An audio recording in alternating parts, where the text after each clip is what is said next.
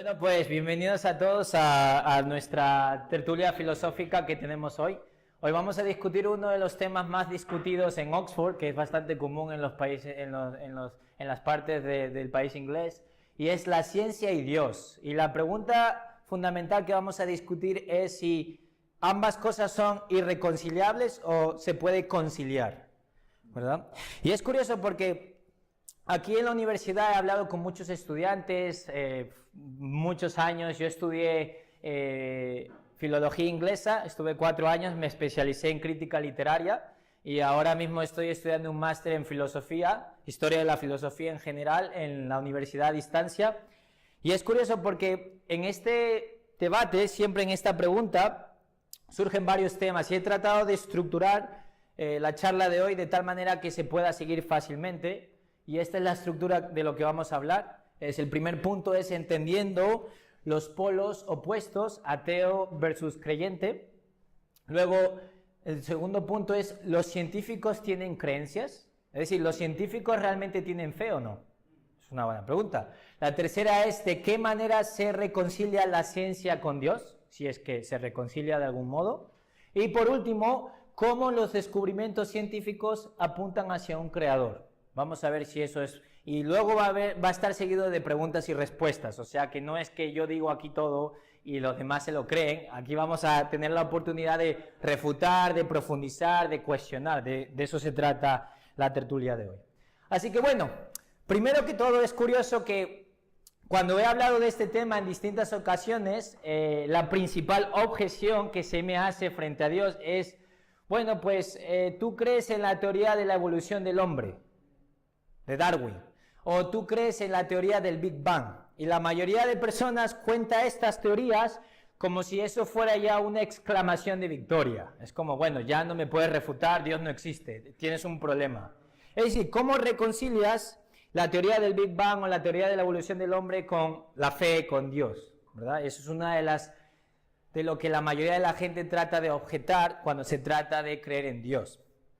Y es curioso, también me mandaba un amigo del instituto, me mandaba también artículos de Stephen Hawking, que es muy famoso porque él dice que ya Dios no se necesita a Dios, y es un divulgador científico muy conocido. Bueno, ya no sé si sigue vivo, ¿verdad? O está muerto. Ha muerto hace unos años. Y es curioso porque hubo mucha polémica en el 2011, incluso salió en el Mundo, hablando de que Stephen Hawking decía que la religión era un cuento de hadas, ¿verdad? Entonces vamos a pasar al primer punto para profundizar en esta cuestión, que es esto, entendiendo los polos opuestos, ateo versus creyente. Y aquí tenemos 2 personas que fueron premio Nobel en física, y quiero especificar exactamente lo que entendemos por física, que es la ciencia natural que estudia los componentes fundamentales del universo, la energía, la materia, el espacio-tiempo y las interacciones fundamentales. Entonces, yo creo que aquí el punto es que muchas veces se nos presenta la ciencia entre o Dios o la ciencia, no puedes tener las dos cosas a la vez. Bueno, vamos a ver. Curiosamente, Steven Weinberg, él fue un premio Nobel en física y él es ateo. Pero sin embargo, Charles Townes, él es creyente. Entonces, a veces existe esta manera de estereotipar a aquellas personas que creen en Dios como si fueran idiotas o como si fueran irracionales. Es decir, no puede ser científico y creer en Dios a la vez, eso es imposible.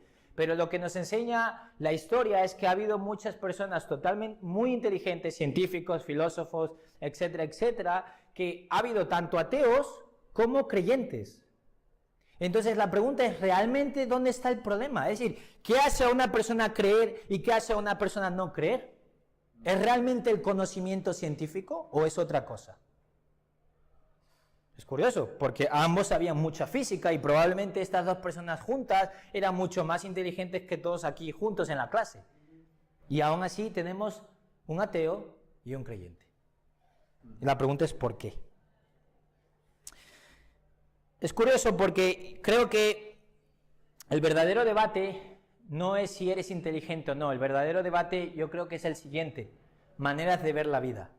Y aquí tenemos dos posiciones ante la vida, que aquellos que estudiáis filosofía, esto es bastante resumido, pero es por tema de tiempo, no puedo profundizar en cada idea, y es entre el naturalismo, pero cuidado, estoy hablando del naturalismo filosófico, no confundáis con literario, que es un poco distinto, y el teísmo, la creencia en Dios, ¿verdad? Y el naturalismo dice que el universo es todo lo que existe, que la realidad última es masa y energía, y que por último el universo no muestra ninguna evidencia de Dios. Eso es lo que propone el naturalismo filosófico de una manera muy resumida. Ahora bien, luego tenemos el teísmo, que dice que el universo no es todo lo que existe, que la realidad última es Dios y no el universo.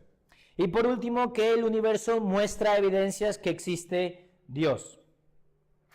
Entonces dices, ok, pues aquí vemos dos posturas filosóficas frente a la vida, frente a cómo conceptualizamos el conocimiento, nuestras experiencias, nuestra existencia. Ahora bien, esto nos lleva a la segunda pregunta. Dice, ok, si no es un problema de conocimientos, de verdad, entonces ¿de qué es? Y la pregunta que hago aquí es, ¿los científicos tienen creencias? Es decir, lo que quiero decir aquí es, los científicos tienen ideas que no se basan solamente en la ciencia, sino que se basan en temas de fe. O de otra manera dicho, los científicos tienen fe en cosas que no son científicamente demostrables. Pregunto. Hawkins.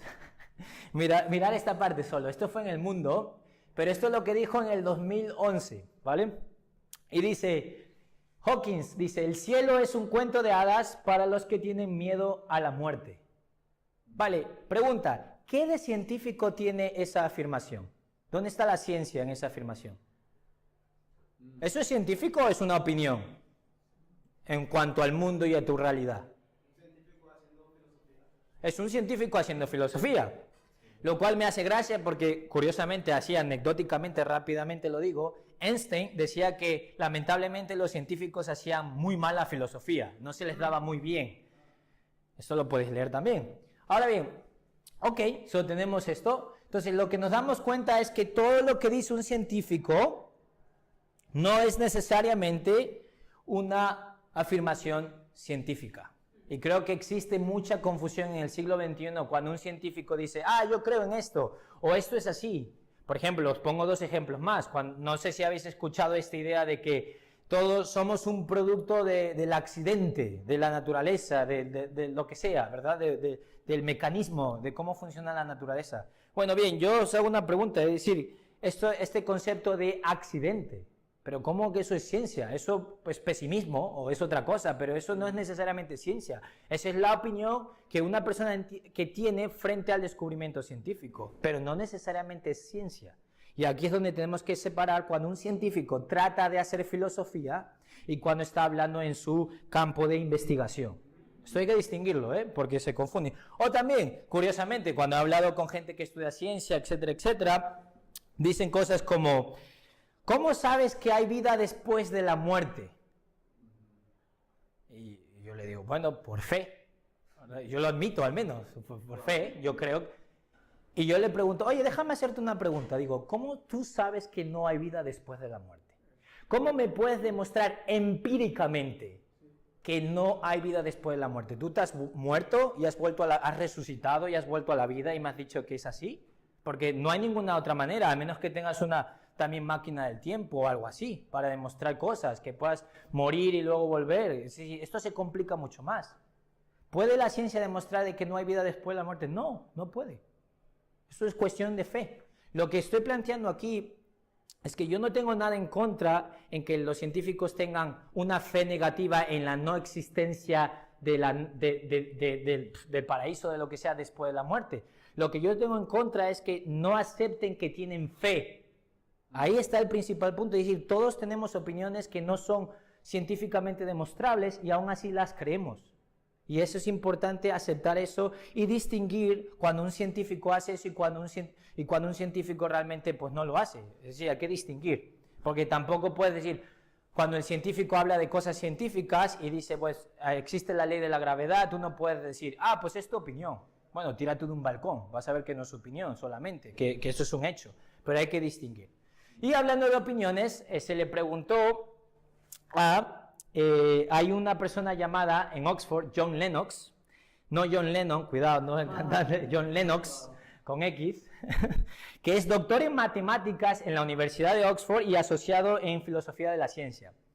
Menos mal que también hay gente que es científico, bueno, que son matemáticos, científicos y que también a la vez han estudiado filosofía. Entonces saben un poco cómo convergen ambas disciplinas. Y a John Lennox se le pidió comentar cuál es tu idea acerca de lo que ha dicho Hawking. Es decir, John Lennox, ¿qué tú opinas acerca de la frase de Hawking? Pues vamos a verlo. Hawking en la entrevista siguió hablando y volvió a repetir algo similar y dijo: la religión es un cuento de hadas para las personas con miedo a la oscuridad. Y John Lennox dijo, días después, el ateísmo es un cuento de hadas para personas con miedo a la luz. Entonces, ahora bien, ¿cuál de estas dos afirmaciones son científicas? Ninguna, ninguna. Estos son temas de fe. O estos son temas metafísicos, si lo quieres poner de una manera filosófica. Son temas metafísicos. Entonces, lo importante es que distingamos lo que estudia la ciencia y lo que no estudia la ciencia, ¿verdad? Entonces, esto nos deja con una pregunta. ¿De qué manera se reconcilia la ciencia con Dios? Si es que de alguna. Porque claro, vale, muy bien, son opiniones, pero vale, vamos a profundizar. ¿Cómo conciliamos esto? Bueno, pues dependiendo la relación que tú tengas o cómo tú conceptualices a Dios. ¿Qué quiero decir con esto? La comunidad científica, los ateos, por lo general critican a la gente que cree que Dios es simplemente un recurso cuando no puedes explicar algo científicamente. Os pongo un ejemplo muy común. Por ejemplo, en el pasado, cuando había un rayo y tú no sabías explicar ese fenómeno natural, tú decías: hay un Dios llamado Zeus que lo hace, y ya está. Y eso es lo que la comunidad científica ha denominado como el Dios de los vacíos, o en inglés, the God of the Gap, que esto sería el término en inglés, el Dios de los vacíos. Ya, recurres a Dios simplemente para explicar aquello que no puedes explicar científicamente. Eso es una buena crítica, ¿verdad? A mí me parece totalmente razonable. Y si esa es la manera en cómo tú estás conceptualizando a Dios, entonces estoy de acuerdo contigo. Eso me parece pues ilógico, me parece barato y me parece fácil. Ahora bien, esa no es la manera en cómo conceptualizo a Dios. Y vamos a verlo, pero es curioso, os quiero enseñar este cómic. Aquí podéis ver, aquí hay una operación matemática. Y luego dice, de repente un milagro ocurre y seguimos con las matemáticas. Esto fue un cómic de los ateos hacia los creyentes, una crítica. Y aquí dice, creo que deberías explicitar aquí en el segundo paso. ¿Qué quieres decir con esto? Pues claro, es decir, tienes que tú explicar porque no puedes hacerme eso. No sé explicar esto y digo, es Dios, ¿verdad? Pues aquí esto es lo que ellos llaman el Dios de los vacíos. Recurrir a Dios simplemente porque no sabemos explicar un punto intermedio en un fenómeno natural. Bien, pues si lo interpretas así, claramente tienes razón. Pero yo no acepto personalmente esta dicotomía entre ciencia y Dios, porque si tú crees en esta definición de Dios, entonces sí no tienes ninguna otra opción que aceptar entre Dios y la ciencia. O somos científicamente, articulamos científicamente, o mejor, pues quédate con Dios. Si esta es así tu definición, tienes razón, no te queda otra. Pero el punto aquí es que si realmente, y esto lo planteo, si realmente Dios ha creado todo desde el principio, incluso aquello que entendemos y aquello que no entendemos, entonces no hace falta recurrir a esto. Simplemente decimos, bueno, no entendemos científicamente cómo eso ocurre, pero creemos que Dios inició un mecanismo en la naturaleza que funciona de determinado modo. Es totalmente, eso en lógica se podría hacer con un silogismo tranquilamente y lo puedes justificar. Si la premisa primera es válida, pues puedes seguir construyendo. Ahora bien, os voy a poner un ejemplo bastante simple de cómo yo veo intuitivamente en cómo encaja el tema de la ciencia y el tema de Dios. ¿Aquí qué tenemos? Aquí podéis contestar, ¿eh? ¿Qué tenemos aquí en la imagen? O sí, es como un tipo, ¿no? Es como una tetera, o no sé, ¿cómo se dice en España? Tetera. Una tetera para pues hacer café o té o lo que sea. Vale. ¿Por qué, pregunta científica, por qué el agua está hirviendo? Imagínate que hay humo, vapor, perdón. Aquí no se puede distinguir en la foto, pero imagínate que hay vapor. La pregunta que te hago es, ¿por qué el agua está hirviendo? Bueno, pues la respuesta científica sería, el agua está hirviendo porque hay una tetera. Bien, hay un fuego, también, y el calor de la llama es conducido por la base metálica de la tetera y esto hace que las moléculas del agua se muevan más rápido, lo cual crea calor. Entonces, esto es cómo funciona. Y aquí básicamente la explicación científica de por qué el agua está hirviendo es una explicación de cómo se comportan los elementos físicos. Ya está. ¿Vale? Pero y si yo te digo, oye, Ángel, el agua está hirviendo porque quiere un té. Punto. Déjate de moléculas o de historias de estas. ¿Cuál de las dos afirmaciones es equivocada? Ninguna.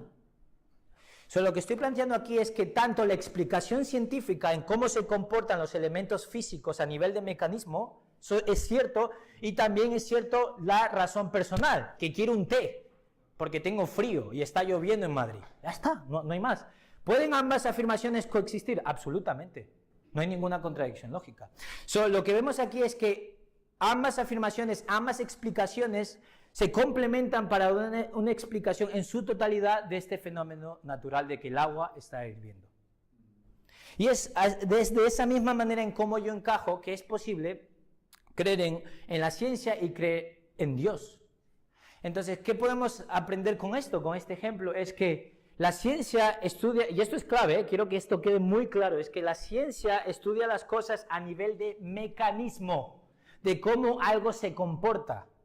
Y la fe y tal es una explicación que es a nivel de agente. Es decir, son dos cosas distintas. El nivel de agente es que yo puse el agua a hervir, pero luego el agua, los elementos físicos tienen una manera de comportarse que explicamos estas cosas a partir de leyes. Las leyes explican cómo se comportan los elementos físicos.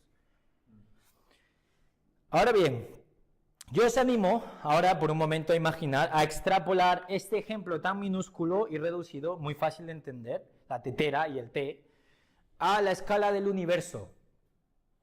Vamos a extrapolar esta especie de razonamiento que estamos haciendo a la escala del universo. Y aquí en el universo podemos ver que en el universo existen leyes que siguen un orden matemático, que hay un orden y que tú dices, bueno, es que ahí se puede ver que ya está, que hay inteligencia, exactamente. Pero aunque la ciencia explique lo creado, no es suficiente, porque la ciencia no puede dar respuesta al concepto de agente. Entonces la ciencia explica las cosas a nivel de mecanismo y luego hay otra explicación a nivel de agente. Que bueno, Aristóteles entra en el primer motor, Tomás de Aquino toma esa idea y habla de la causa incausada, de las 5 vías. Podemos entrar ahí, no voy a entrar ahí, si queréis hablar de eso en las preguntas y respuestas entramos con ganas, pero quiero que esto se entienda intuitivamente, ¿vale?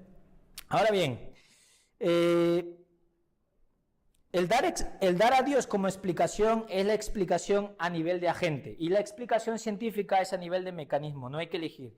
Por ejemplo, la ley de la gravedad de Newton no compite con Dios como explicación del universo. No compite. Por ejemplo, y del mismo modo, y cuidado, tampoco la ley de combustión del motor y como la ley de combustión no compite con Henry Ford de por qué existen los automóviles. Son dos cosas distintas. Tú dices, ¿por qué existen los automóviles? O ¿cómo funcionan los automóviles? O lo que sea, pues por la ley de combustión. Pero luego tienes un aspecto de agente, que es Henry Ford, que ideó ese coche.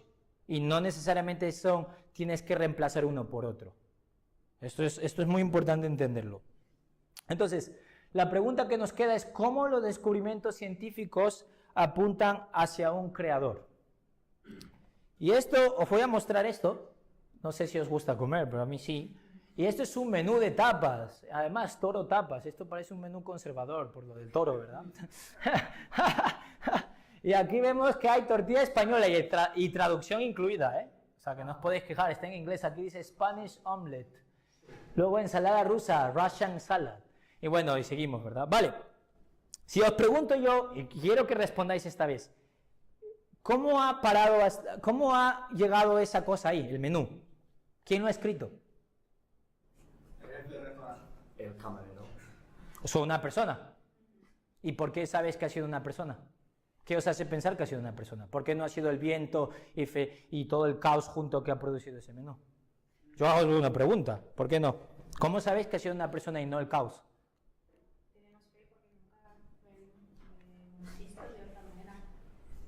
¿Ok? ¿Qué más? Porque tiene sentido, lo puedo entender. Bueno, pero... ¿Ok? ¿Vale? Hay un lenguaje común, aparentemente. Exacto. El lenguaje, por definición, es un sistema complejo de comunicación. Los que estudiamos filología hemos hecho mucho análisis del lenguaje y ahí te puedes dar cuenta que exactamente es eso. Es que sabemos que ha sido una persona porque en una persona hay inteligencia. Y un lenguaje estructurado, sistemático, que funciona con reglas gramaticales, ortográficas, sintácticas, etcétera, etcétera, es un sistema complejo de comunicación. Es curioso. Entonces, concluimos que porque hay un sistema inteligente en el lenguaje, ha tenido que haber una inteligencia detrás. Entonces, yo defiendo la premisa, yo defiendo la idea que cada sistema complejo tiene que tener una inteligencia detrás. No, y si estoy equivocado, por favor demostrármelo luego, no conocemos ningún sistema complejo en el que no haya inteligencia. Ninguna producción humana que es compleja, que es un sistema inteligente, necesita una mente, porque hay un orden, hay una estructura, hay unos parámetros por los que están regidos. Y estamos hablando de un menú. Es decir, que puedo hablar de un móvil y se aplicaría lo mismo. ¿Ok? Entonces, la ciencia, y esto lo quiero dejar claro para aquellos que creéis o no creéis, la ciencia no puede demostrar la existencia de Dios. Eso es un error. La ciencia no puede demostrar la existencia de Dios. Y también digo esto, la ciencia no puede no demostrar o demostrar que Dios no existe. O sea, es decir, que ni para uno ni para otro. Porque la ciencia solamente se encarga de estudiar los elementos físicos, empíricos, tangibles de la realidad físico-material. Y ya está. Entonces, esto es, pero, y tú dices, entonces, ¿por qué hablas de la ciencia como que indica eso a Dios? Claro, aquí está el punto. Porque gracias al estudio científico y a la investigación científica sabemos que el universo está regido por un montón de leyes con orden matemáticos que siguen un cierto orden. Eso es un sistema complejo inteligente. Y por eso yo personalmente concluyo que debe haber un agente externo creador de todo eso.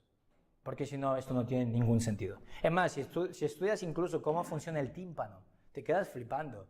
Sí, que hay vibraciones y luego esto lo transmite, es como casi una traducción que hace nuestro tímpano de las vibraciones. Es tremendo, ¿eh?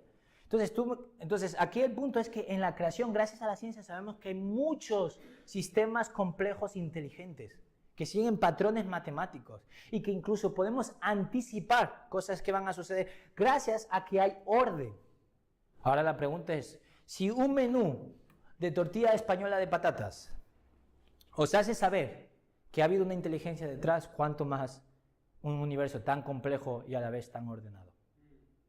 Entonces tú dices, bueno, pues es que algunas personas dicen, bueno, como si tú no... O sea, lo que quiero decir aquí es que el estudiar más arte me hace apreciar mejor al artista. Yo cuando estudié Historia del Arte, estábamos estudiando el impresionismo, cada vez que estudiaba más el impresionismo, tenía mucho más aprecio, admiración hacia los pintores. Y yo creo que de la misma manera, es decir, puedes ser tú un científico o no, pero yo estudio filosofía, pero mientras más estudio filosofía, más estudio estas cosas, más me quedo sorprendido de cuán complejas las cosas son y cómo la mente humana es capaz de llegar a ciertos grados de abstracción que digo, ¡wow! Y somos capaces de detectar sistemas inteligentes en la creación, en nosotros, en ideas, en conceptos.